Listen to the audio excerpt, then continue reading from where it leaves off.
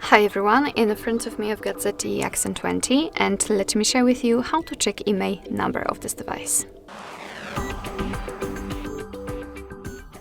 So basically we've got two different ways to check this number.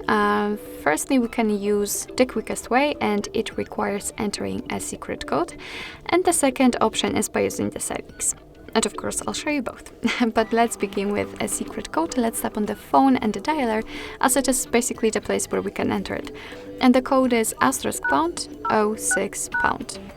And as you can see, thanks to this code, we are provided with both IMEI numbers, which are right here. So let's tap on OK, and as I said, let's check it through the settings. And this option, this way, will be useful if for some reason the secret code won't work. So let's enter the settings, and then we have to scroll down to find About Phone.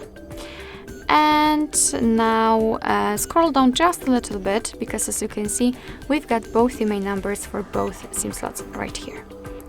Alright, so basically that's all. This is how to check IMEI numbers in your ZTE Axon 20. Thank you so much for watching. I hope that this video was helpful, and if it was, please hit the subscribe button and leave the thumbs up.